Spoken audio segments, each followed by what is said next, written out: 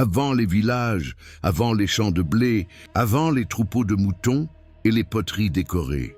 Il n'y a que des groupes humains en mouvement, des chasseurs-cueilleurs qui traversent des savanes, des forêts, des déserts, porteurs d'outils en pierre, de mythes, de liens familiaux. L'histoire des premiers agriculteurs européens ne commence pas en Europe. Elle commence en Afrique, il y a plus de 300 000 ans, avec l'émergence d'Homo sapiens dans un continent fragmenté en écosystèmes, en population, en climat, qui s'enchaînent. Puis, progressivement, certains de ces groupes franchissent des seuils écologiques. Ils sortent d'Afrique, apprennent à survivre dans des steppes glacées, des forêts tempérées, des corridors montagneux. Sur des dizaines de millénaires, ces populations se divisent, se sédentarisent, se croisent avec d'autres humanités comme les Néandertaliens, inventent de nouvelles techniques, de nouvelles façons d'exploiter leur environnement. Un jour, dans un Proche-Orient en train de se réchauffer, certains humains commencent à regarder différemment les plantes et les animaux. D'abord des plantes sauvages qui se récoltent plus souvent, puis des plantes qui se replantent, puis des animaux qu'on suit et qu'on finit par garder. Au terme de ce processus, de nouveaux groupes émergent. Les premiers agriculteurs du Proche-Orient et d'Anatolie, ce sont leurs descendants, métissés, transformés, adaptés, qui viendront, plusieurs millénaires plus tard, changer l'Europe à jamais. Pour comprendre les premiers agriculteurs européens, il faut tout reprendre depuis le début. L'Afrique, les climats, les ossements, les gènes, les langues, les mythes, les échanges, les maladies, les famines, les idées. Ce n'est pas l'histoire d'un peuple unique, c'est l'histoire d'un réseau. Bon, êtes-vous prêts? C'est parti! Arrivé à la sortie d'Afrique, il faut bien comprendre que les premiers agriculteurs ne sont que l'aboutissement d'une longue série de filtrages démographiques, écologiques et culturels. Ce que la paléoanthropologie plus paléogénétique plus paléoclimat disent est que les données actuelles montrent un scénario plus nuancé que le vieux modèle. Un seul berceau, un seul endroit, fossiles attribuables à Homo sapiens ou proches, entre 300 000 et 200 000 ans en Afrique, par exemple. Jebel Irhoud au Maroc, Homo Kibish en Éthiopie. Les données génétiques, ADN, modernes et anciens, indiquent que les ancêtres de tous les humains actuels forment une métapopulation africaine. Plusieurs groupes, partiellement isolés mais connectés entre eux par des flux génétiques continus. Conclusion importante pour la suite. Homo sapiens n'apparaît pas comme un couple fondateur, dans un endroit précis, mais comme un réseau de populations africaines qui se mélangent et se remélangent au fil des cycles climatiques. Périodes humides, arides, expansion, contraction d'habitat. Ce que la paléoclimatologie et la géologie disent est que les alternances de périodes humides au Sahara, lacs, rivières, Sahara vert et de phases désertiques structurent les routes et les isolements. Ces cycles ouvrent parfois des corridors écologiques. Sahara transitable, vallée du Nil plus humide, couloirs est-africains qui permettent des échanges entre populations, puis les referment. On a donc, dès le départ, une humanité fragmentée mais connectée. C'est essentiel. Les futurs agriculteurs ne seront pas une nouvelle espèce, mais un sous-ensemble de cette mosaïque initiale. Ce que l'anatomie comparée d'imagerie médicale dit est que les crânes attribués à Homo sapiens au Pléistocène récent montrent un visage plus gracile que les hominines précédents, une boîte crânienne globulaire, un os frontal plus développé, zone associée au contrôle exécutif, langage, intégration multisensorielle, corrélation prudente mais intéressante en neurosciences, évolutionnaire. Ce que la neuroscience évolutionnaire et psychologie évolutionnaire disent est qu'on n'a pas accès direct au cerveau, mais on déduit via la complexification de l'outillage lithique, industries à l'âme, microlithes, gestion de réseaux sociaux plus larges, objets transportés sur des centaines de kilomètres, pigments poreux, début d'un comportement symbolique, gravure, sépulture particulière. Ces indices convergent vers des capacités de planification à long terme, des coopérations élargies au-delà de la famille nucléaire, une transmission culturelle cumulative. C'est fondamental pour comprendre comment, plus tard, des innovations comme l'agriculture peuvent se propager. Il faut déjà un cerveau capable de stocker, d'optimiser et d'enseigner des savoir-faire complexes. Les modèles de démographie historique et de maths statistiques, simulation, coalescence génétique, suggèrent des tailles de populations efficaces, relativement petites, mais connectées en petits mondes. Beaucoup de liens locaux, quelques liens longue distance qui suffisent à diffuser gènes et idées. Les groupes de chasseurs-cueilleurs actuels, ethnologie, donnent des analogies prudentes. Bandes mobiles d'une trentaine d'individus, regroupés en métagroupes plus larges, troc, mariage exogame. Ces structures permettent d'éviter la consanguinité, de partager des savoirs et de diffuser des innovations, nouveaux types d'outils, nouvelles techniques de chasse. En modélisation informatique NIA, modèle de diffusion culturelle, on montre qu'une innovation rare, un nouveau type d'outil, un nouveau mode de chasse, plus tard une nouvelle plante cultivée, peut se diffuser progressivement dans tout un réseau à condition que les groupes se rencontrent régulièrement, fêtes, échanges, conflits. Les innovations apportent un avantage reproductif ou de survie, la taille effective de la population ne s'effondre pas trop souvent. Tout ça est déjà en place, des dizaines de milliers d'années avant l'agriculture. Les données actuelles convergent vers un grand épisode de dispersion hors d'Afrique autour de 70-60 000 ans, même si des sorties plus anciennes, peu durables, ont existé. Des fossiles d'Homo sapiens en Israël, Grèce, Arabie, Asie de l'Est plus anciens qu'eux. 70 cas suggèrent des vagues préliminaires qui n'ont pas laissé beaucoup de descendants actuels. La génétique montre qu'une grande partie des non-africains actuels descendent d'une ou deux, mais quelques vagues majeures datant de cette fenêtre, 70-60 cas, suivies d'une nouvelle expansion vers le nord à partir de 41-5 cas. Ce que la paléoclimate N, géographie disent, est que les niveaux marins plus bas est égal au passage plus facile via le Levant ou la péninsule arabique. Fenêtres humides en Arabie et au Levant, couloirs de végétation utilisables par des groupes humains. Les humains modernes qui sortent d'Afrique rencontrent des populations néandertaliennes en Eurasie, puis plus à l'est des populations dites denisoviennes. Les génomes modernes portent des traces de ces métissages, 2-3% de gènes néandertaliens chez la plupart des Eurasiens, segments denisoviens en Océanie et en Asie. L'impact pour les futurs agriculteurs est que l'introgression ont concerné des gènes liés à l'immunité, à l'adaptation au froid, à certains métabolismes, donc une partie des capacités d'adaptation des populations futures, y compris des agriculteurs anatoliens, est déjà préparée par ces mélanges anciens. On voit ici l'articulation biologie plus écologie plus pathogène. Survivre en Eurasie, ce n'est pas juste se chauffer, c'est aussi résister à de nouveaux parasites, bactéries, virus. Des études récentes suggèrent que, après la sortie d'Afrique, les premiers humains modernes ne se répandent pas immédiatement dans toute l'Eurasie, mais restent un temps dans des zones hubs, comme le plateau iranien, sud du Caucase, Proche-Orient élargi, avant de se disperser plus largement vers l'Europe et l'Asie. Pourquoi c'est important pour notre futur chapitre sur les Anatoliens et les premiers agriculteurs européens? Parce que ces hubs servent de mélangeurs génétiques entre différentes lignées sorties d'Afrique à des moments proches. Ils sont aussi au carrefour de route vers l'Anatolie, le Levant, la Mésopotamie, l'Asie centrale. Ce sont précisément ces régions qui, des dizaines de milliers d'années plus tard, verront émerger les premières expériences de proto-sédentarité, de gestion de plantes sauvages, puis d'agriculture.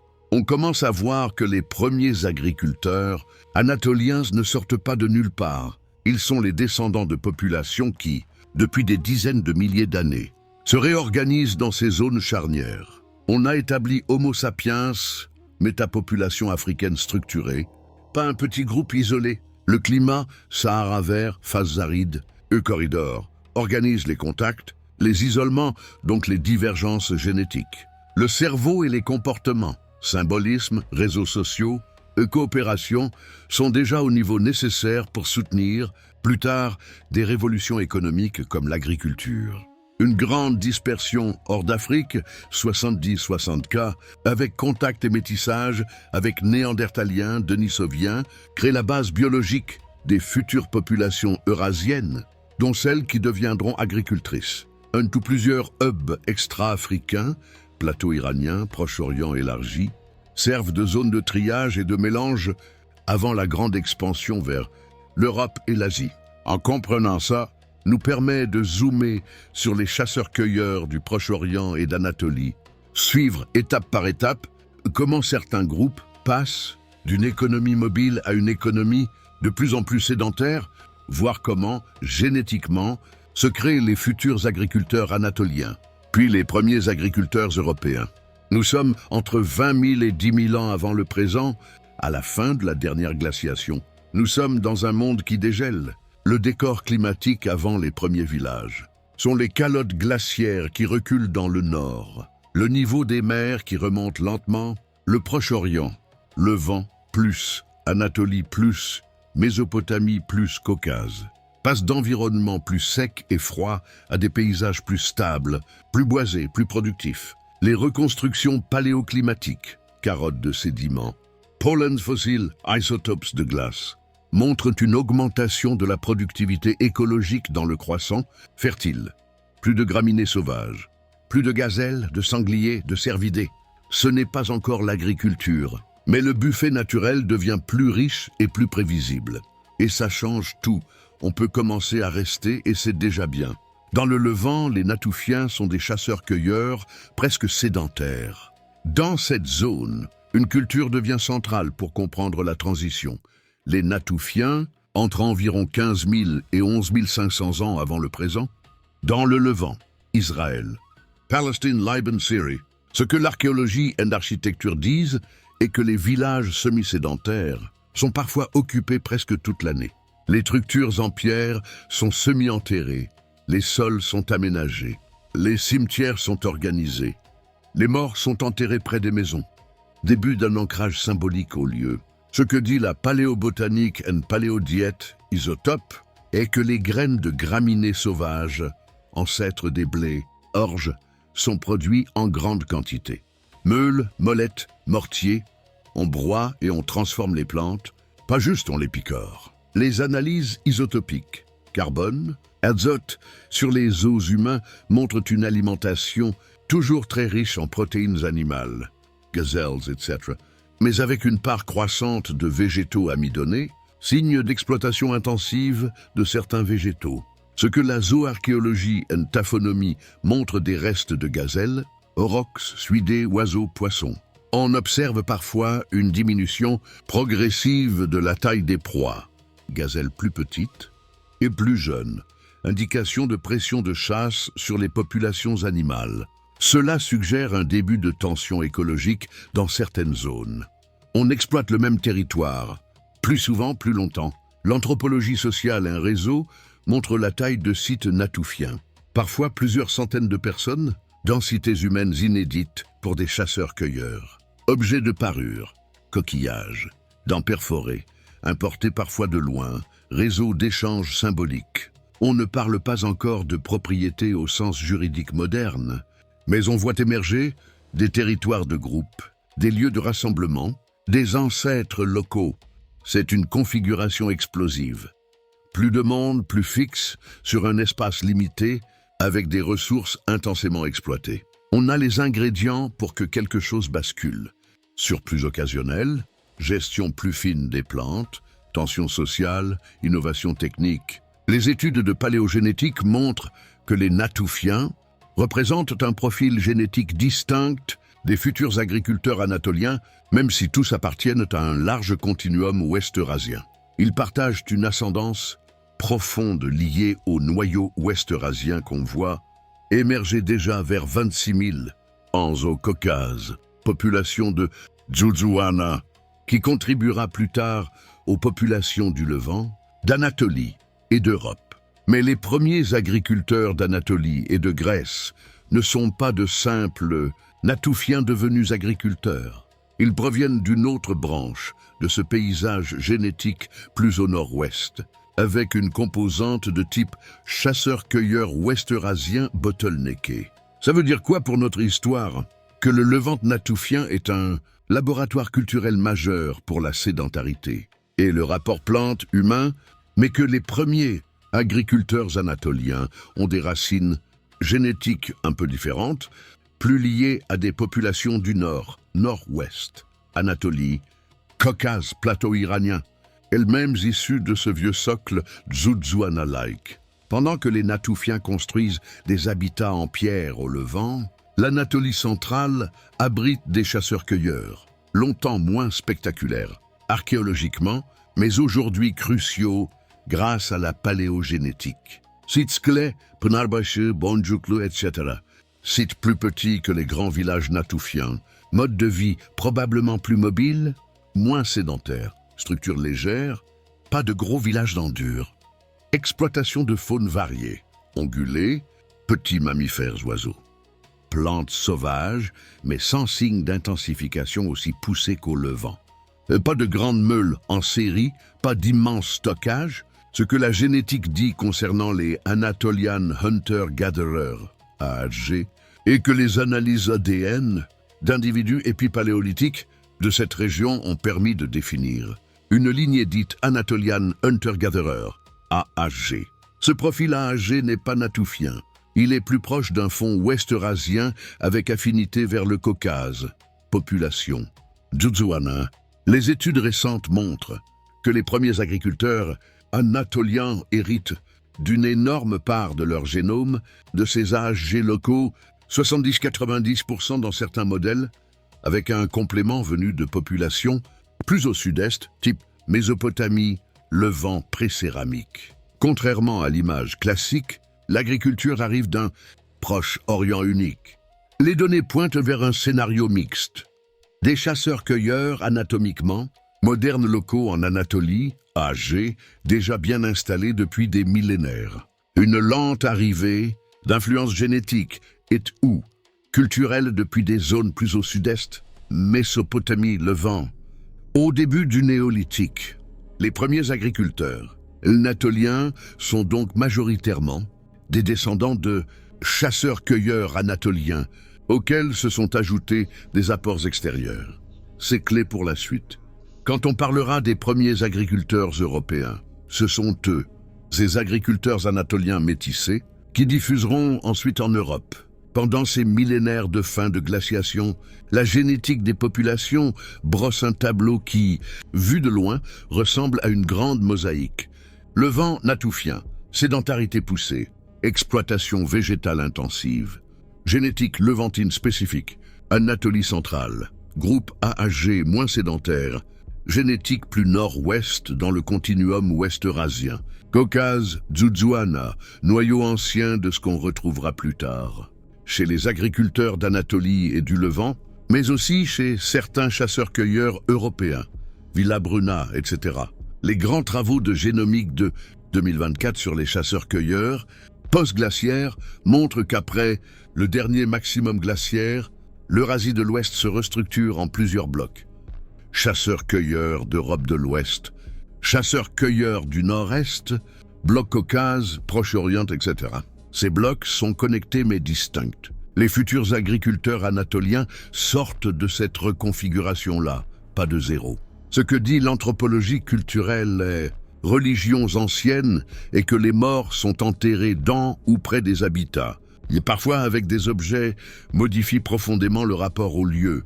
Le territoire n'est plus seulement une ressource, il devient un espace de mémoire. Des structures comme Göbekli Tepe, début du 10e millénaire avant notre ère, au sud-est anatolien, illustrent un autre phénomène. Des chasseurs-cueilleurs construisent de gigantesques architectures monumentales, avec piliers sculptés, animaux symboliques.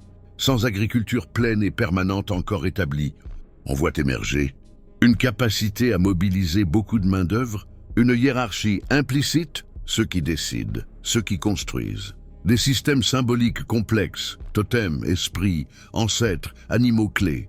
Psychologie évolutionnaire, un réseau socio-primitif. Plus les groupes sont grands et denses, plus les structures de prestige, de pouvoir, de coordination deviennent cruciales. l'agriculture n'est pas qu'une technique. C'est plus tard un outil pour stabiliser des systèmes sociaux déjà en train de se complexifier. Chez les Natoufiens et certains groupes tardifs, on commence à voir des marqueurs de stress, ligne de Harris, carence intermittente, des traces d'usure dentaire, liées à la consommation de végétaux, broyés riches en particules abrasives, silice des graminées. Ce sont les premiers coups d'une vie plus sédentaire, plus concentrée, plus dépendante de ressources locales. On a maintenant des chasseurs-cueilleurs sédentaires au Levant, Natoufiens, qui inventent la vie en village avant même la culture de plantes domestiquées. Des chasseurs-cueilleurs anatoliens, AHG, génétiquement proches du noyau ouest-eurasien, plus mobiles, qui vont constituer la base majeure des futurs agriculteurs anatoliens. Un grand fonds génétique ouest-eurasien, type Dudzuana plus dérivé, qui relie Levant, Anatolie, Caucase et une partie de l'Europe en profondeur. Des signes de plus en plus clairs de pression sur les ressources locales. Densités humaines élevées, architecture durable, symbolisme lié au lieu. La question logique suivante devient: comment passe-t-on concrètement de ces chasseurs-cueilleurs, certains déjà très sédentaires, à des communautés qui plantent, sélectionnent, puis dépendent des plantes et des animaux, et surtout, qui sont exactement ces premiers agriculteurs anatoliens et levantins sur le plan génétique, économique, social? C'est ce qu'on va attaquer maintenant. Alors déjà, il faut savoir qu'entre 11 700 et 10 000 ans, il y a un changement climatique brutal, un monde en recomposition. Le passage du Pléistocène à l'Holocène, vers 11 700 ans avant le présent, est un moment de rupture. Le climat devient nettement plus stable. Le Levant, l'Anatolie. La Mésopotamie voit une augmentation durable de la productivité, écologique, forêts ouvertes, graminées en abondance. Les oscillations froides extrêmes disparaissent. Dans le croissant fertile, cette stabilité crée un phénomène unique. Les humains peuvent désormais prédire l'environnement à long terme. Pour la première fois dans l'histoire humaine, planter quelque chose et revenir l'année suivante a un sens écologique. Les premiers signes indiscutables de domestication végétale. Le PPNA succède aux Natoufiens. Même région, population probablement liée, mais grand changement. Ils avaient des maisons circulaires en pierre, des villages permanents comme Jerf el Ahmar, Netiv Hagdoud, Gilgal, et l'apparition de structures communautaires, bâtiments circulaires, lieux de rassemblement. Les analyses archéobotaniques montrent une élection progressive de traits non naturels. Rachis non fragiles, les graines ne tombent plus toutes seules, elles doivent être récoltées. Grains plus gros, plus denses. Empreintes biologiques visibles dans les micro-restes. Amidon. Phytolite, génome des céréales plus tardives. Ce n'est pas encore l'agriculture complète. Mais c'est la première chaîne de domestication active au monde. La technologie, néolithique pré-céramique, est une architecture élaborée sans poterie. Grands mortiers en pierre. Fosses de stockage, graines, tubercules. Lames longues, fossiles à insert microlithique, cueillette intensive. Leur organisation sociale dont leurs densités sont plus fortes qu'à l'époque natoufienne. On observe des bâtiments communautaires, des sépultures élaborées, des crânes surmodelés, plâtre sur crâne d'ancêtres, signes de rites complexes, d'identité locale forte. On voit apparaître des institutions prépolitiques, groupes organisés autour d'ancêtres, rituels, constructions communes. L'agriculture devient un système économique complet. Le PPNB est une révolution. Des maisons rectangulaires, changement cognitif. Le passage circulaire rectangulaire est un signal anthropologique massif. Planification plus complexe, division interne de l'espace, pièces, routine domestique stabilisée, hiérarchisation progressive de l'habitat. C'est la naissance de la maison au sens conceptuel. La domestication des animaux. Entre 10 500 et 9 000 ans sont les chèvres d'abord. Capra aegagrus, signes évidents. Plus d'individus femelles adultes, capture de mâles jeunes, morphométrie modifiée. Moutons ensuite. Porcs et bovins arriveront plus tard et plus lentement. Les analyses de démographie génétique, coalescence, densité de sépultures, surface des villages, indiquent Une croissance massive, un triplement ou quadruplement de la population dans certaines régions, une pression sur les ressources locales, mais amortie par la culture de plantes. Le PPNB n'est pas une culture uniforme. On a des blocs distincts, Nord-Levant, Syrie, Sud-Turquie, Sud-Levant, Israël-Palestine. Zones intermédiaires, mais toutes partagent la même logique. Un système économique fondé sur culture, plus animaux, plus stockage, plus sédentarité, plus villages de plusieurs centaines d'individus. C'est déjà l'agriculture au sens strict. Bonkuklu, Ashikluhöyük, est une évolution locale parallèle. Pendant que le Levant invente la première agriculture structurée, l'Anatolie centrale suit un chemin différent. Une continuité des populations locales, AHG, néolithique ancien. Les génomes montrent une très forte continuité locale entre les chasseurs-cueilleurs anatoliens et les premiers agriculteurs anatoliens. Ils ne sont pas remplacés par des Levantins. Ils deviennent agriculteurs, avec un apport génétique modeste mais réel du Levant. Des sites charnières comme Bonkuklu, ni le 485 Avenil, une premières expérimentations agricoles mais chasse très importante. Ashikluhöyük, 848 Avenel. Domestication de la chèvre, gestion collective, zone spécialisée d'artisanat. Contrairement à Göbekli Tepe, ici on a habitats modestes, économie mixte, cueillette plus culture plus chasse, gestion collective des animaux. Les objets, motifs, pratiques funéraires sont distincts du Levant. Les populations ne sont pas de simples élèves du néolithique levantin. On observe des échanges de technologies, des échanges d'idées, mais pas de remplacement massif des populations locales. L'agriculture en Anatolie est le résultat d'un processus interne. Influences externes. Göbekli Tepe, 9600, 1200 avant notre ère. Sud-Est Anatolie est un monument majeur. Chasseurs-cueilleurs construisent des structures monumentales en pierre, piliers en T sculptés avec animaux, symboles, organisés en enceintes circulaires. Anthropologiquement, ce site révèle une capacité de coordination massive, des rituels communautaires complexes, la présence d'un leadership, une idéologie partagée. Göbekli Tepe montre que la complexité sociale précède l'agriculture. L'agriculture n'est pas la cause de la hiérarchie, mais elle en est la conséquence fonctionnelle. Ce point est crucial pour comprendre l'Europe plus tard. Les modèles génomiques de 2022-2024 montrent les premiers agriculteurs du Levant, PPNA, PPNB, ont un profil génétique levantin très distinct et continu. Les premiers agriculteurs anatoliens dérivent principalement des chasseurs-cueilleurs Anatolians, HG, avec un apport de population levantine et du plateau iranien. Les futurs agriculteurs européens viendront d'une branche anatolienne de ce triangle.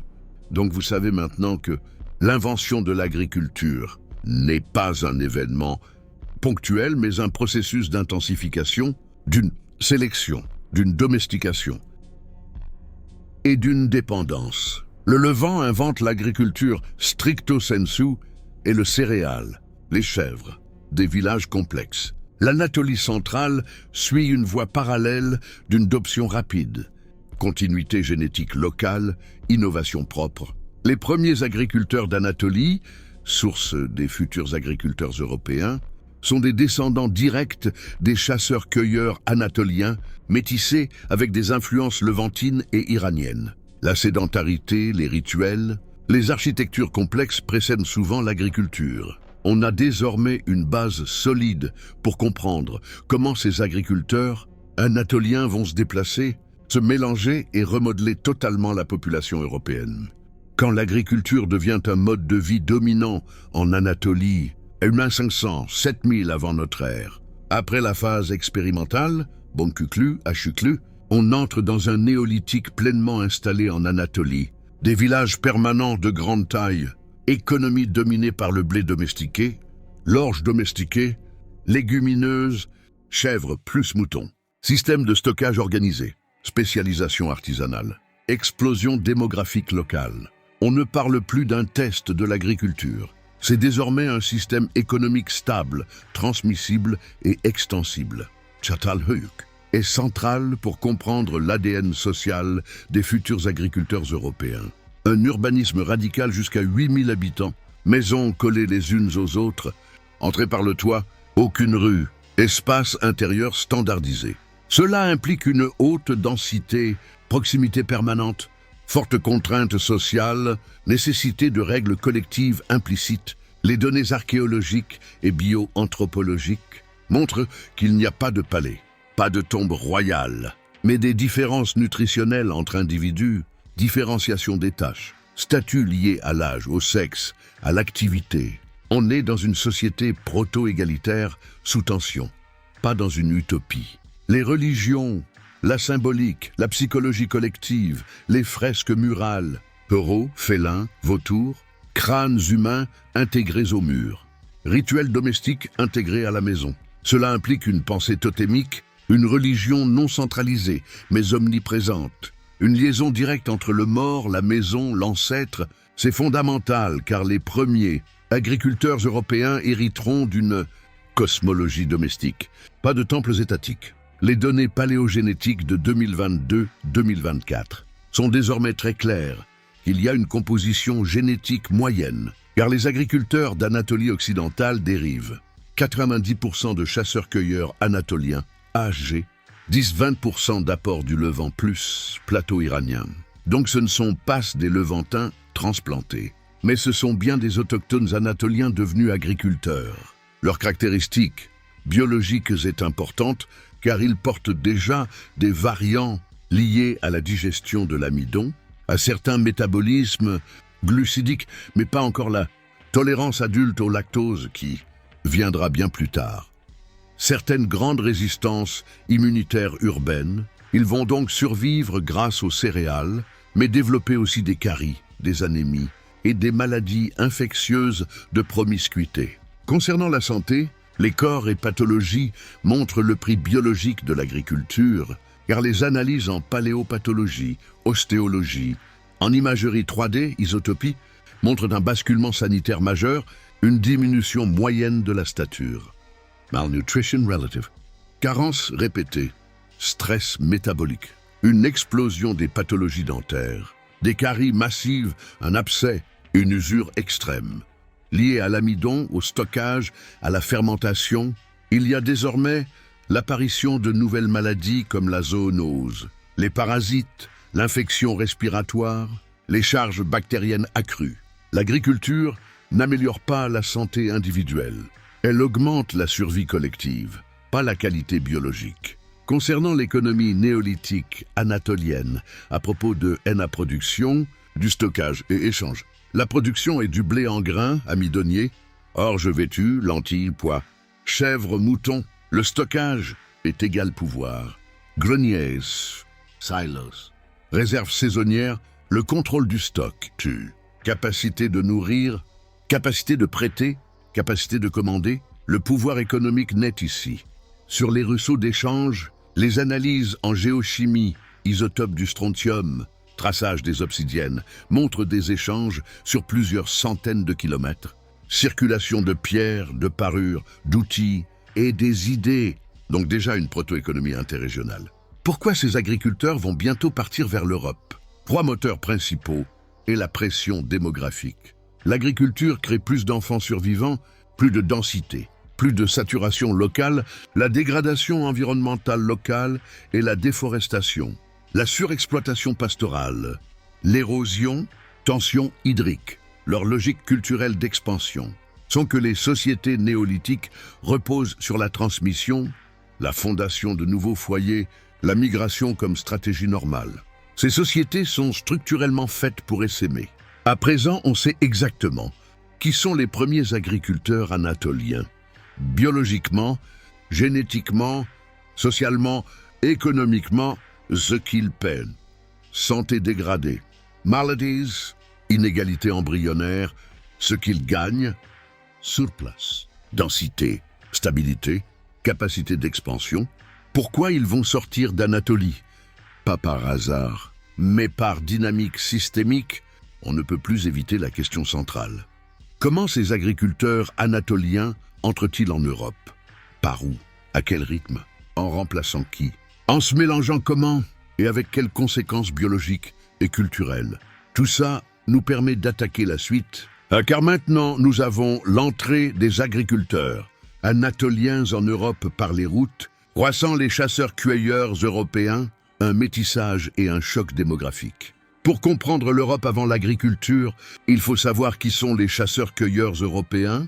Avant l'arrivée des agriculteurs, l'Europe est peuplée par des chasseurs-cueilleurs du Mésolithique, héritiers directs des populations arrivées après la dernière glaciation. Il y a 3 grands blocs génétiques principaux. Les données paléogénétiques identifient plusieurs ensembles. The BHG, Western Hunter-Gatherers, Europe de l'Ouest, France, Ibérie, Allemagne. EHG, Eastern Hunter-Gatherers, Europe de l'Est, Baltique, Russie occidentale.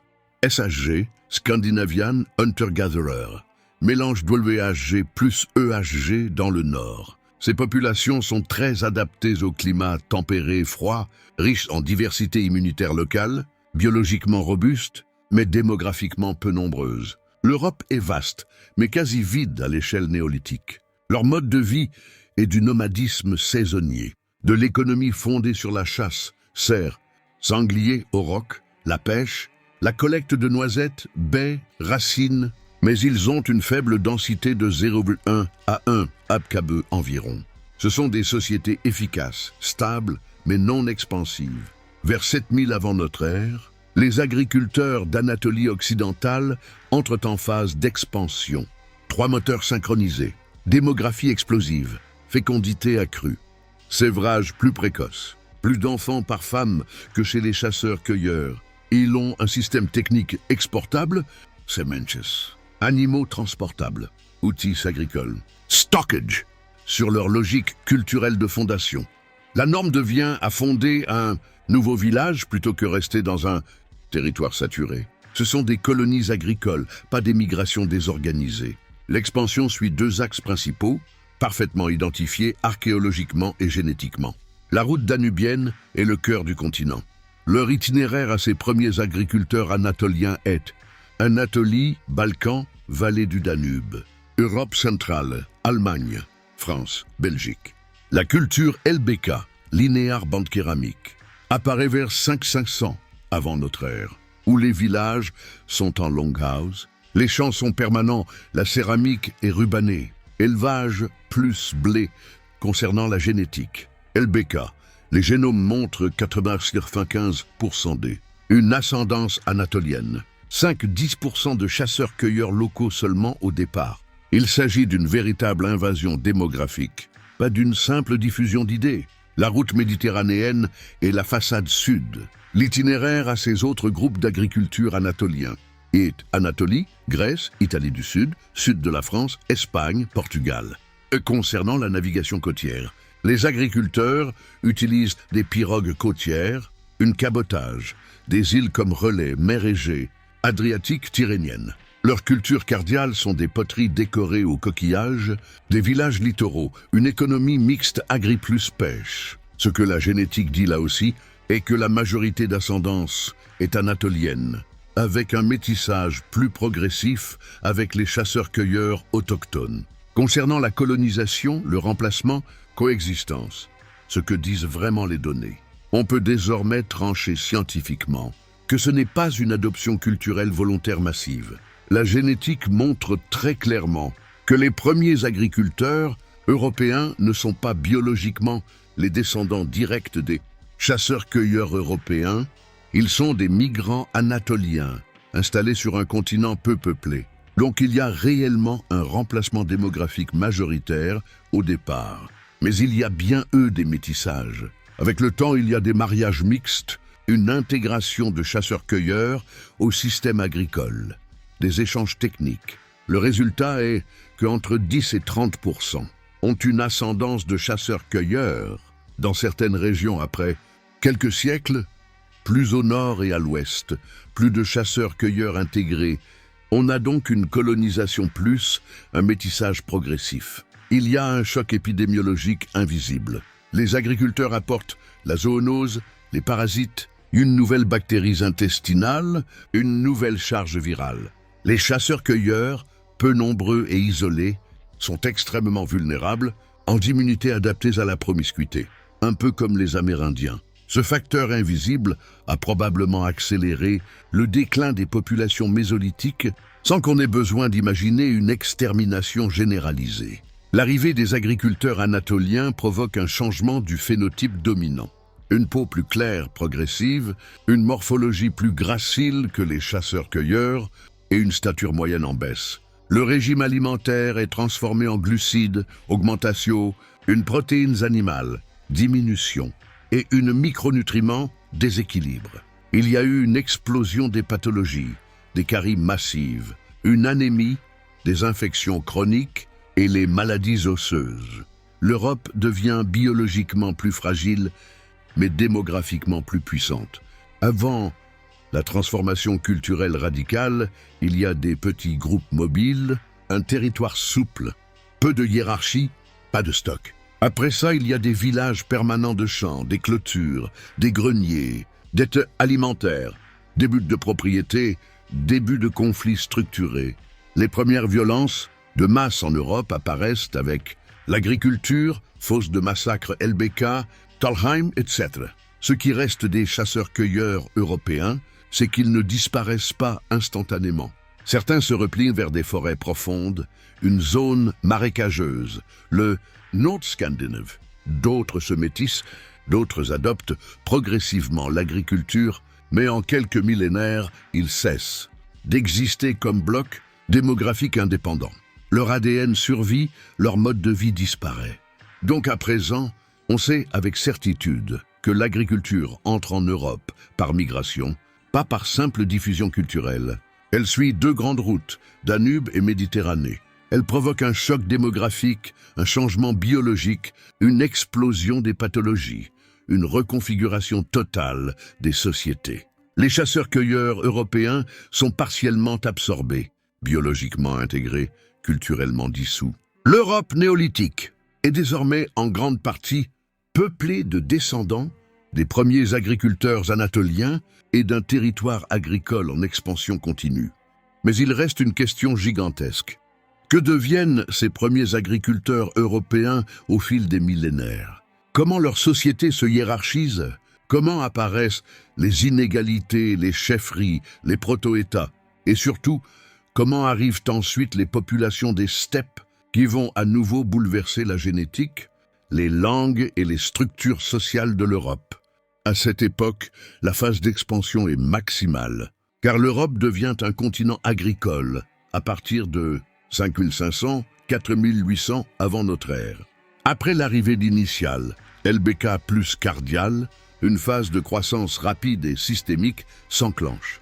Des explosions des villages, une multiplication des établissements, la colonisation des plaines, vallées fluviales, Piémont, un réseau dense de sites interconnectés, une déforestation à grande échelle qui est analysée en paléoécologie, au charbon fossile, au pollen, et ça montre une chute brutale des forêts primaires, avec une extension des paysages ouverts agricoles et une modification durable des écosystèmes. L'Europe entre dans l'anthropocène local plusieurs millénaires avant l'ère industrielle. La pression sur les sols est une agriculture sur brûlis, une surexploitation, les premiers phénomènes d'érosion et une baisse progressive de la fertilité. Le modèle de croissance est expansif mais fragile. Une masse humaine nouvelle apparaît, une densité humaine, multipliée par 5 à 10. Par rapport au mésolithique où il y a des espaces jadis vides, saturés, une pression permanente sur les ressources, une compétition intracommunautaire, l'agriculture impose de nouvelles pressions, comme la résistance aux maladies infectieuses, la capacité à digérer l'amidon, une adaptation au régime céréalier, la résistance à la malnutrition saisonnière. Les génomes européens commencent à évoluer spécifiquement sous pression agricole. Il y a à cette époque une santé dégradée, mais une survie accrue, où on observe simultanément une baisse de la taille, de caries endémiques, une tuberculose, des parasitoses, une arthrose précoce, mais natalité, mortalité. Car la population augmente malgré la mauvaise santé. Il commence à y avoir une apparition progressive des inégalités. Des indices archéologiques montrent des maisons plus grandes, une sépulture plus riche, des accumulations différentielles de biens. On voit apparaître des élites locales, un lignage dominant et un contrôle du stockage. Le pouvoir devient structurel et il y a des divisions du travail en agriculteurs, chez les éleveurs, les artisans, les tailleurs de pierre, le potier et les spécialistes rituels.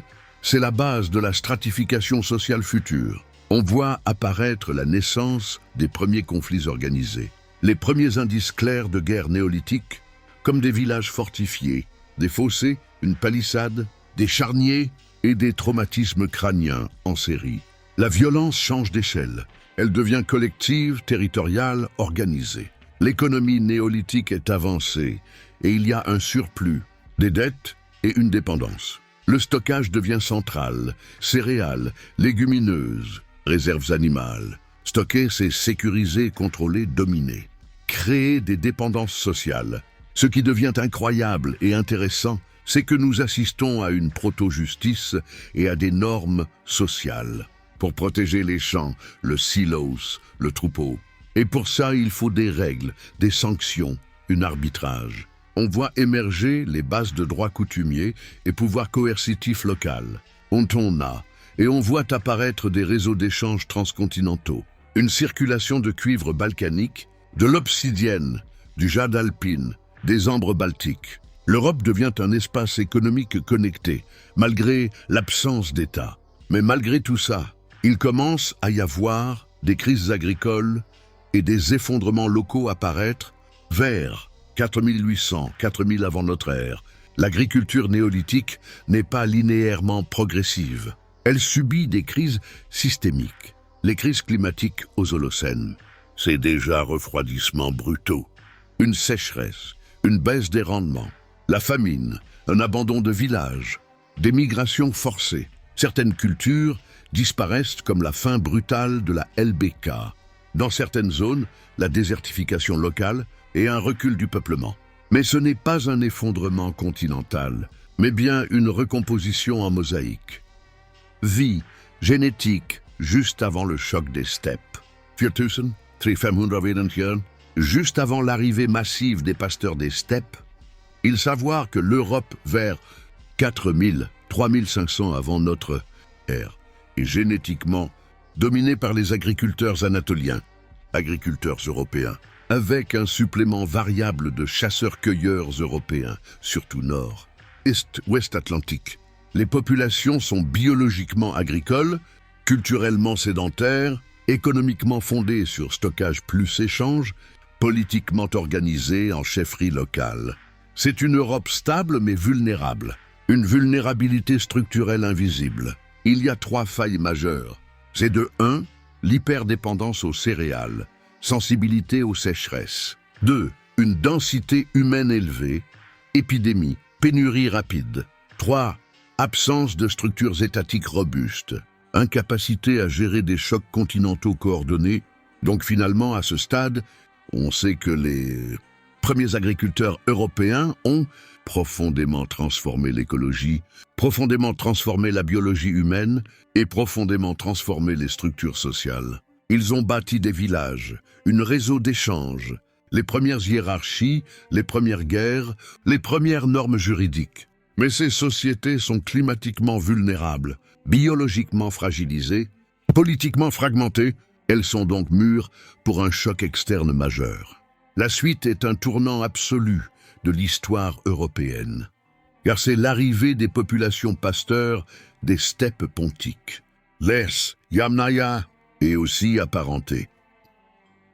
Une transformation génétique massive, une révolution des langues indo-européennes et des chevaux, des chars, des nouvelles structures sociales, patriarcat guerrier.